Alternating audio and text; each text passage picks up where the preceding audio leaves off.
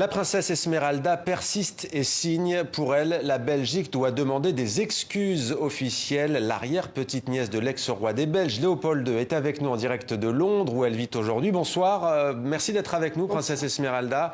Le 30 juin, il y a quelques jours, lors de l'anniversaire de l'indépendance de la République démocratique du Congo, le roi Philippe a exprimé pour la première fois de profonds regrets au sujet de la colonisation et des crimes perpétrés au Congo. Pourquoi est-ce que ça ne vous suffit pas ? C'est un bon départ, je dirais. C'est un premier pas important, historique. C'est quand même le premier chef d'État qui reconnaît et qui regrette les crimes de la colonisation.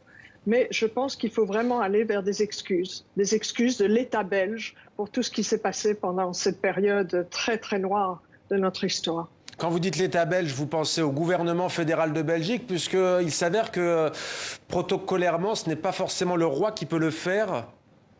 Absolument, c'est le gouvernement, bien sûr, qui décide. Qu'est-ce que ça changerait, au fond, des excuses officielles de la Belgique? Vous citez par exemple Emmanuel Macron, qui a parlé de crimes contre l'humanité s'agissant de la colonisation lorsqu'il était en visite à Alger. C'était avant d'ailleurs qu'il soit président. Qu'est-ce que ça change de s'excuser officiellement, au fond?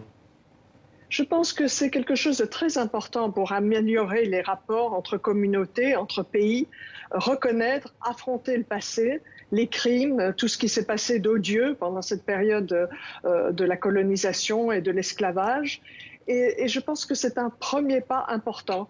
Aussi la commission, puisque le Parlement belge a voté pour une commission de vérité et de réconciliation, qui peut vraiment trancher sur ce passé, ouvrir les archives, voir cela de manière honnête et transparente. Je pense que c'est essentiel, et surtout parce que nous voyons aujourd'hui un racisme structurel dans tous nos pays, dans toutes nos sociétés, et qui est issu justement de la colonisation et de l'esclavagisme. Alors justement, vous, à propos de Léopold II, votre aïeul, vous dites qu'au fond, il est emblématique, il fait partie de ce qu'on appelle l'hégémonie blanche. Ça veut dire quoi?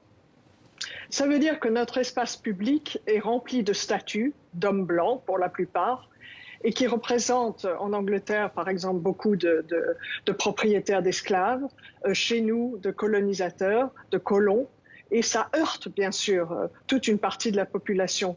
Et les statues ne sont pas neutres, ce sont des symboles. Alors bien sûr, on les déboulonne pour le moment, c'est un acte émotionnel que je comprends parfaitement, mais il faut aller au-delà, il faut maintenant faire quelque chose de positif et vraiment étudier ça, l'étudier à l'école, parce que dans tous nos systèmes scolaires, cette période n'était absolument pas présentée de manière honnête et suffisante. Mais certains disent, si on déboulonne les statues, si on débaptise en France, par exemple, la salle Colbert à l'Assemblée nationale, si on enlève ce qui est le cas à Anvers, la statue de Léopold II, eh bien, cela fera quelque part du passé table rase, au fond. Et on efface un pan entier de cette histoire, si difficile soit-elle, non?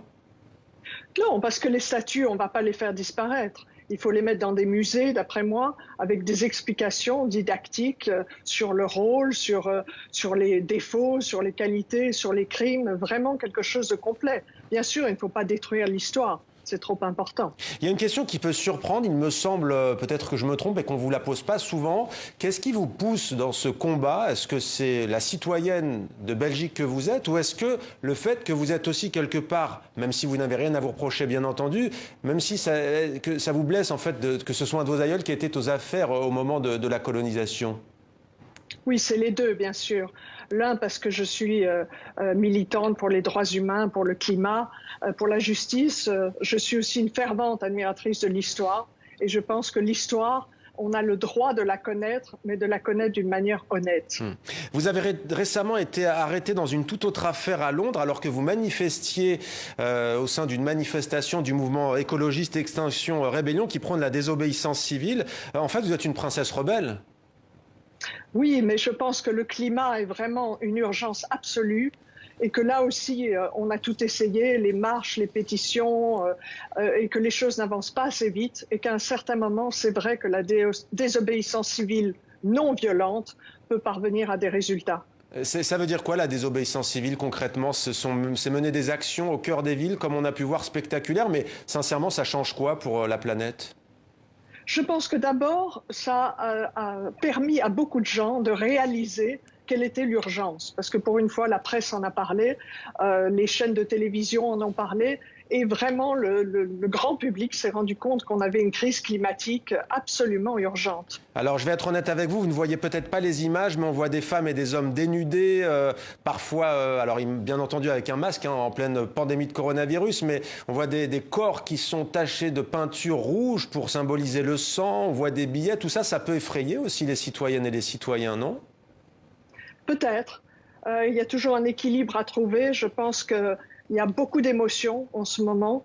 Le racisme est vraiment apparu dans nos sociétés. Pour la plupart des gens, peut-être ne le savaient pas à quel point c'était.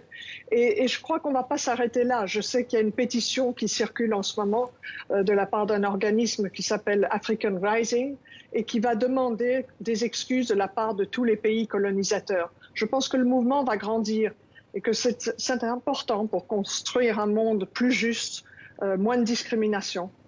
Merci beaucoup, Princesse Esmeralda, d'avoir répondu à nos questions en direct sur TV5 Monde. Donc, on rappelle que vous demandez à la Belgique de présenter des excuses officielles au Congo pour la colonisation et ses crimes.